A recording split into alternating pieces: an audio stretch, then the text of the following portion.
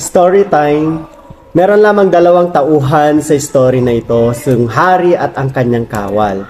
O sabihin na lang nating alalay. Yung hari na palaging naiinis sa kanyang kawal sapagkat mayroong salita or words na palaging sinasambit nito, yung salitang God is good all the time and all the time God is good. Yan yung palaging sinasambit niya. Magkasakit man yung kawal, mahulog man ito sa kabayo, palaging yun ang kanyang sinasambit. God is good all the time and all the time God is good. Isang araw, ang hari at ang kanyang alalay ay nagbalak na mangaso sa kagubatan. Sa kanilang daanan papunta sa kagubatan, may nangyari. Nadisgrasya ang hari at ang alalay at naputulan ng daliri ang hari. So, nainis ang hari na naman sa kanyang alalay kasi ang sinambit na naman nito, God is good all the time and all the time God is good.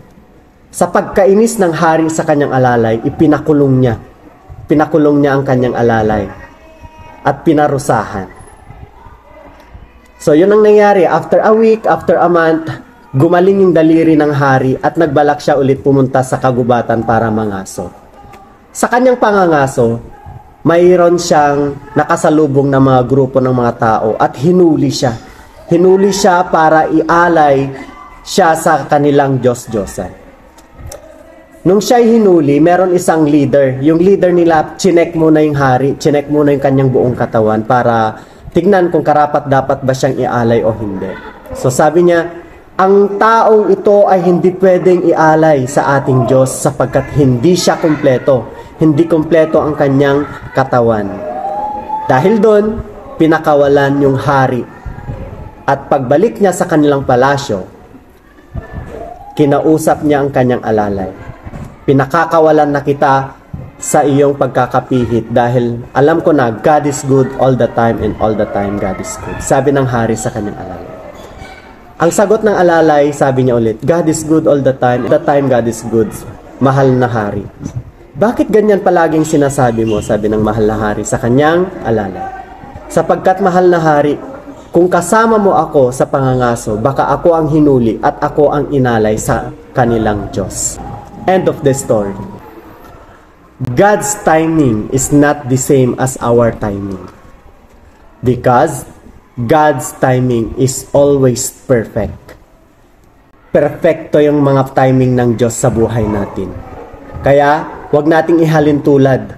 Yung mga plano natin sa buhay, akala natin ang tagal dumating, pero in God's time, in God's perfect time, darating at darating din yan sa buhay natin. Sabi dun sa Ecclesiastes chapter 3 verse 1, there's a time for everything and a season for every activity in heaven. Ang ganda ng word, there is a time for everything. Diba? Kaya wag kang magmamadali sa mga bagay-bagay sa buhay mo. May tamang oras para sa mga yan. God has its own sense of timing. Sabi sa 2 Peter chapter 3 verse 8, with the Lord, a day is like 1,000 years, and 1,000 years is like a day. Akala natin ang tagal-tagal dumarating yung mga success sa buhay, yung mga plano natin sa buhay. Pero in God's perfect time, sabi ko nga kanina, darating at darating din tayo dyan. He has a perfect timing, never early, hindi sobrang dali or sobrang aga. Never late, hindi naman siya sobrang late.